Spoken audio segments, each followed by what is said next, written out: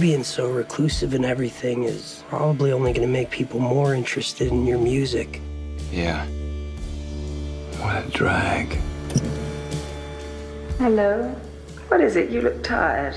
Can't you tell your wife what your problem is? It's the way they treat the world. And now they've succeeded in contaminating their own blood, never mind their water. Typo negativo. Been expecting you for some reason, Dr. Faust. I'll come. It's just the traveling that's such a drag. And is there a possibility of a night flight from Tangier to Detroit? Is that correct? I love what you've done with the place. Remember when you gave that string quintet to Schubert? I only gave him the Adagio. I had a dream about your sister. Shouldn't she be sleeping in a coffin somewhere anyway? Preferably with a wooden stake shoved in. I'm really, really hungry. Do you maybe have something? Could you smell it all the way from LA? It's always a bit weird with family. You're looking awfully pale there, Dr. Caligari. Is that the really good stuff? Precisely. You've been pretty lucky in love, though, if I may say so. Lord, I wish that I'd met him before I wrote Hamlet. Whoa, man.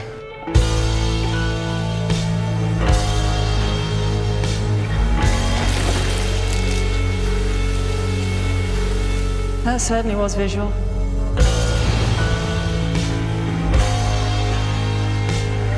What is that? Oh, negative.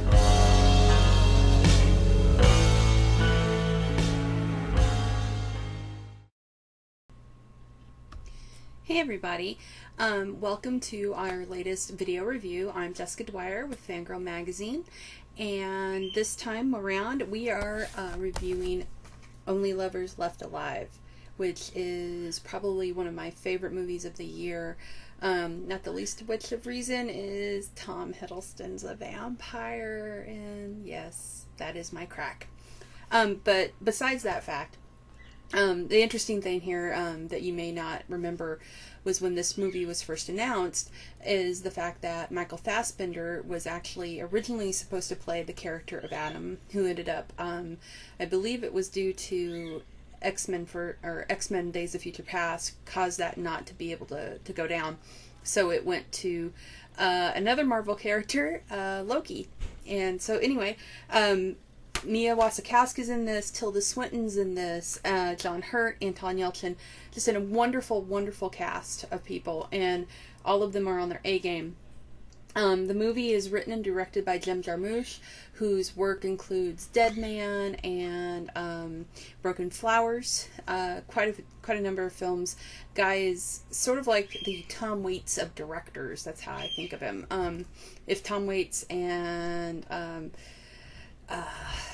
Nick Cave had a baby and it was a director, that would be Jim Jarmusch. So anyway, to the film, the Blu-ray release is coming out here on the 19th, I believe, and we got to get a preview copy of it right here that I'm holding. And the movie is just phenomenal. It's this beautiful love story set in the deteriorating world of Detroit, Michigan, because that's where the character of Adam and Eve, Adam lives there, and it's an interesting, in the extras on this, they have an extended scene where Eve, who's played by Tilda Swinton, asks him, why do you live there? Why do you pick that place to live? And it's an interesting answer. He says it's like time-lapse photography. In the span of a century, he sees the rise of something amazing, and then within 100 years you see it peak, and then you see it just crumble down to nothingness. And it's an interesting tale and take on what's happening in like Michigan and areas like that. So the film focuses on Adam and Eve. Adam has, I think, some of that depression of what is going on there. is rubbing off on him, because he's gotten to that point where he doesn't want to live anymore. And so Anton Yelchin, who plays his sort of gopher guy and assistant, goes off and he asks him to create a wooden bullet so he can commit suicide. And Eve, who has been with him for centuries upon centuries, they've been married multiple times, just for the fun of it, realizes that something's up. So she goes to visit him and finds out just how bad off he is, and tries to cheer him up and get him motivated again. Adam is of the two of them. Eve is the studious one. She loves reading. They're both very well educated, and they love learning. And Adam is the musician, the brooding musician type, and Eve is more of the loves life, loves art, loves all of this, and is the happier of the two, I guess you would say. Like, she's more of the life-affirming, loving, carefree spirit, where Adam likes to dwell on things. I love the dynamic between Tilda Swinton and Tom Hiddleston so much. I cannot think of anyone else who could actually play these characters so well and play off of one another like as well as they do. Especially with just the material they're given. They're just beautiful to watch too. They're just ethereally beautiful, perfect, pale, tall, ethereal creatures, and it's just so perfectly played. And Jarmusch wrote a great script with this, where it's just these little hints and things, and the manners are so smoothly integrated, where you can tell that they have been around for centuries, and they're so smart because they've had so much time to just focus on learning, and they call every animal by its scientific name, and they love and respect science and learned people and creators and artists. And it's like what you would expect a vampire to be like, if it's a creature like how they're represented in this, which is an old school, beautiful yet eternal and unearthly creature. Not sparkly. They drink blood. They are not afraid to kill if they have to.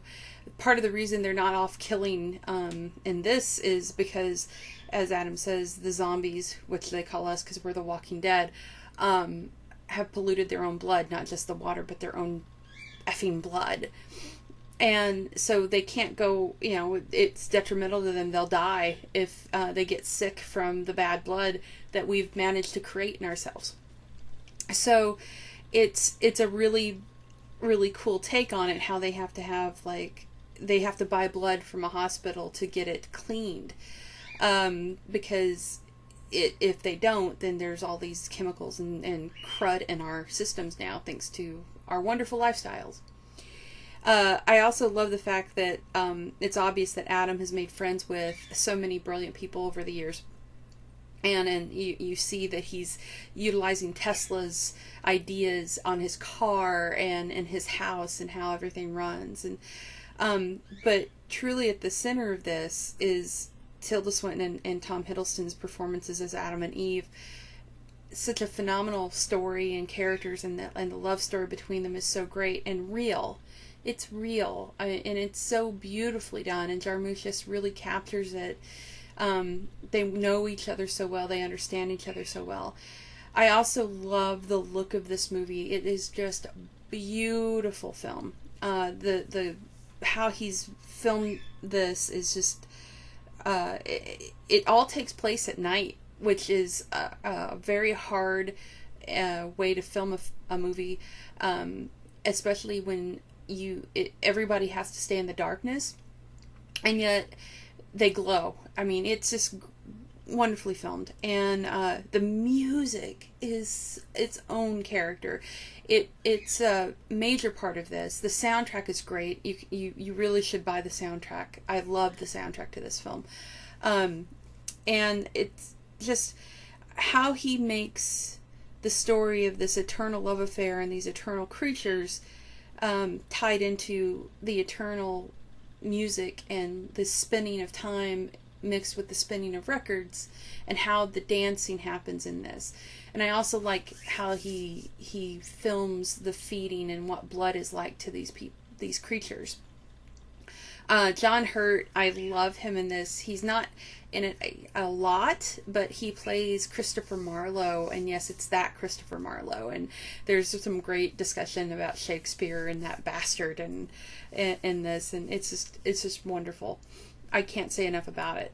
The Blu-ray comes out on the 19th.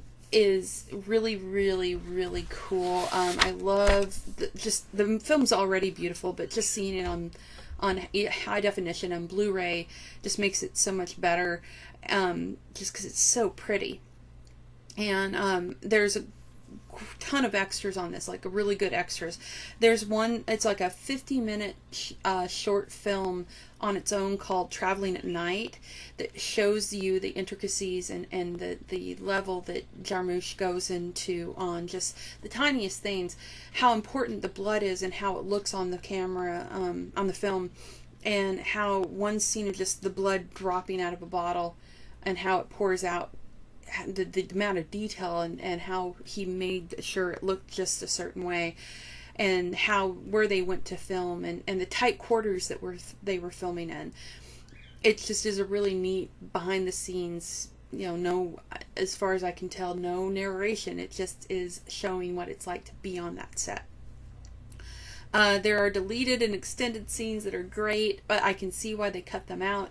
A lot of this film has it's a very sarcastic, dark wit to it, and it's very funny, and I really enjoyed that part of it, because it's not overt, but it's a witty movie. And some of these that they cut out were more like the Gomez Adams scene was funny, but probably too much. There is a scene where Adam goes up against the sun that he slept and didn't realize that the sunlight was coming through a window, and you see what the sun, I mean, they instantly fry, and so it's obvious why they don't go out. There's also an extended shot of the chess scene where we find out that Adams also met not just Byron and not just Mary Shelley, but Keats, and he's talking about the writers.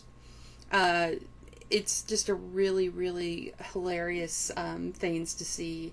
That the Fargo scene is great. I love that he seems so offended when she says that he's not hip after he admits he's never seen Fargo.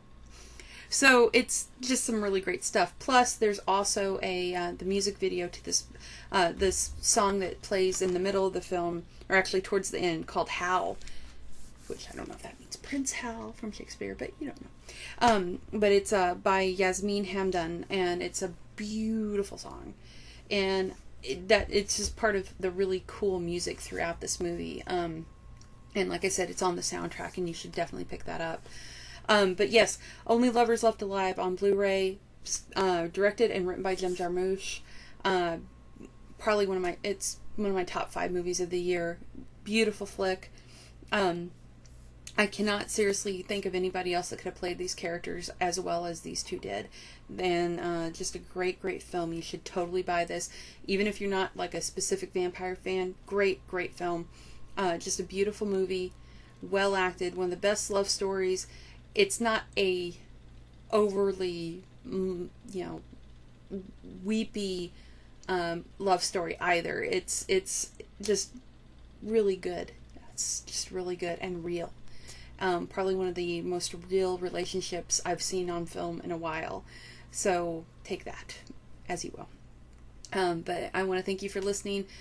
Go buy this. Comes out on August 19th. So this Tuesday, Only Lovers Left Alive. Do it. Get this. Great film. Thank you.